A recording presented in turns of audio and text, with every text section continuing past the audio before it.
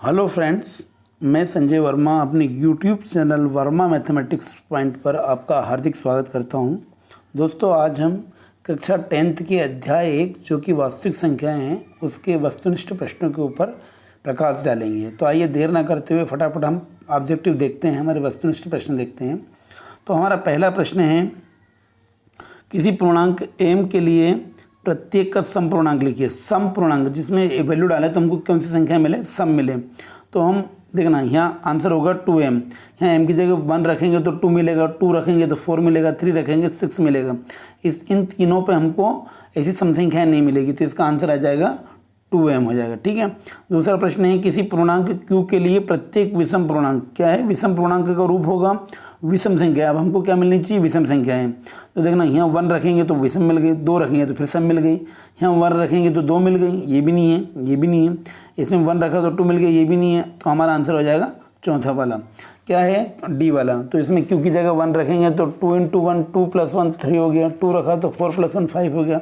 मतलब जो संख्याएँ मिलेंगी वो कैसी मिलेंगी, ऑड नंबर ही मिलेगा, विषम संख्याएं मिलेंगी। ठीक है ना।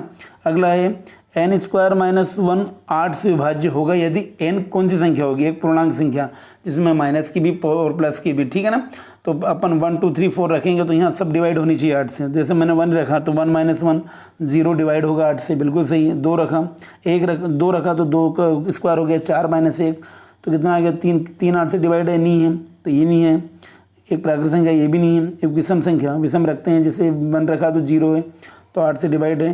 फिर अपन रखेंगे 3 का स्क्वायर 9 - 1 8, तो वो भी 8 से डिवाइड है। एक बार 3 रख के देख लेते हैं, 3 का स्क्वायर 5 रख के देख लेते हैं, 25 - 1 तो कितना हो गया 24, वो भी 8 से डिवाइड है। तो आंसर आ जाएगा हमारा एक विषम पूर्णांक। ऐसे हम जितने भी विषम संख्याएं रखेंगे वो सब की सभी क्या होगी, 8 से डिवाइड हो जाएगी। देखें कौन सा और रख लेते हैं, जैसे विषम संख्या 7 है, 7 का स्क्वायर रखा, 7 का स्क्वायर 49 - 1 तो 48, तो 8 से 48, 8 से डिवाइड है।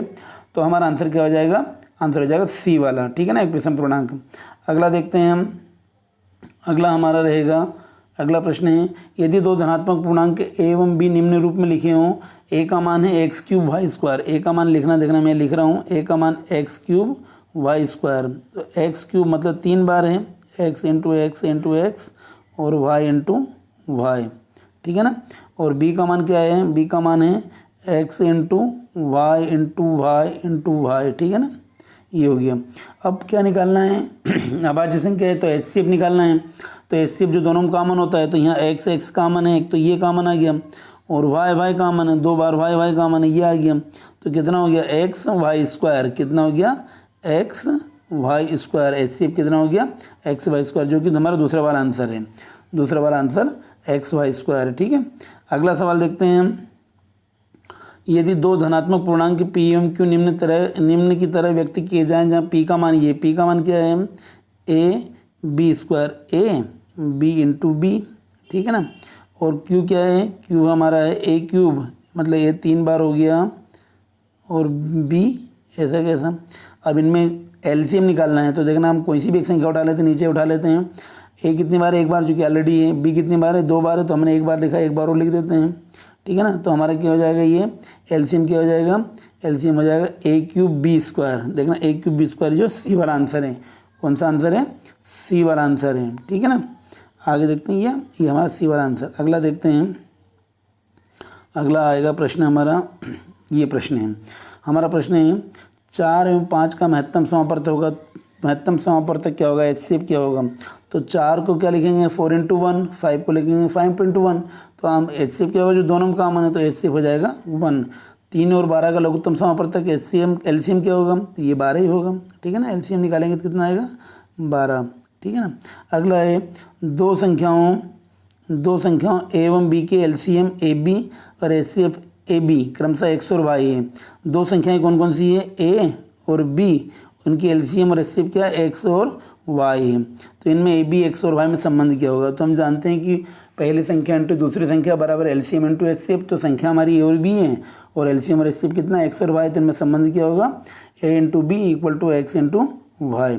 अगला प्रश्न है, यदि a = bq, तो a और b में क्या संबंध होगा। तो देखना इसमें संबंध होगा b a का एक गुणनखंड होगा, b ए का एक गुणनखंड होगा। ठीक है ना। अगला प्रश्न है, यदि x equal to P by Q एक ऐसी संख्या है कि q के अभाज्य गुणनखंड 2 की पावर n और 5 की पावर m प्रकार के नहीं हैं, इस प्रकार के नहीं हैं जहाँ n m ऋणोत्तर पूर्णांक है। ठीक है ना। तो x का दशमलव प्रसार कैसा होगा, जब इस रूप के है ही नहीं वो, तो दशमलव प्रसार कैसा होगा, दशमलव प्रसार अशांत होगा, नॉन टर्मिनल। ठीक है ना, अशांत होगा। अगला प्रश्न हम देखते हैं, हमारा अगला प्रश्न है खालिस्तान है। तो आइए इनको देखते हैं। एक सिद्ध किया हुआ कथन जिसे अन्य कथन को सिद्ध करने के लिए प्रयोग किया जाता है। जैसे कोई प्रमेय है, प्रमेय पहले से सिद्ध होती है, उससे अन्य सवाल को सिद्ध करने के लिए प्रयोग किया जाता है, तो वो क्या कहलाता है, वो कहलाती है प्रमेयिका। क्या कहलाती है, प्रमेयिका। ठीक है ना, आप लिख सकते हैं प्रमेयिका। ठीक है। अगला प्रश्न है हमारा, रूट पी, जहाँ एक पी एक अभाज्य संख्या होती है, अभाज्य संख्या जाए तो प्राइम नंबर, तो वो क्या हो जाएगी, वो संख्या कैसी होगी, जैसे 2 है, 5 है, 3 है, 7 है, 11 है, इस तरह संख्या क्या होगी, सब अपरिमेय इरेशनल नंबर। कैसी होगी, अपरिमेय संख्या। ठीक है। अगला प्रश्न देखते हैं, संख्याओं में प्रत्येक उभयनिष्ठ अभाज्य गुणनखंडों की सबसे छोटी घात, देखना क्या है, उभयनिष्ठ वर्ड है हमारा, उभयनिष्ठ और सबसे छोटी घात का गुणनफल वो कहलाएगा HCF। क्या कहलाएगा, HCF। ऐसे कैसा, संख्याओं में संबंध प्रत्येक अभाज्य गुणनखंड की सबसे बड़ी घात का गुणनफल वो कहलाएगा LCM। चौथे वाले प्रश्न में क्या आ जाएगा, LCM। अगला प्रश्न है 5वां, यदि संख्या P बाई Q, जहाँ P एवं Q परस्पर अभाज्य पूर्णांक के है, तो Q नॉट इक्वल टू 0 कहलाती है, वो क्या कहलाती है, वो परिमेय संख्या कहलाती है। जब P बाई Q ग्रुप की और Q नॉट इक्वल टू 0, तो वो संख्या कैसी कहलाती है, परिमेय संख्या कहलाती है। दोस्तों इस तरह से हमने अध्याय 1 के सभी ऑब्जेक्टिव को देखा। आशा करता हूँ कि वीडियो आपको पसंद आया हो। यदि वीडियो आपको अच्छा लगे तो प्लीज़ वीडियो को लाइक, शेयर और सब्सक्राइब ज़रूर करें, ताकि आने वाले वीडियो के नोटिफिकेशन आपको फटाफट मिलते रहें। धन्यवाद।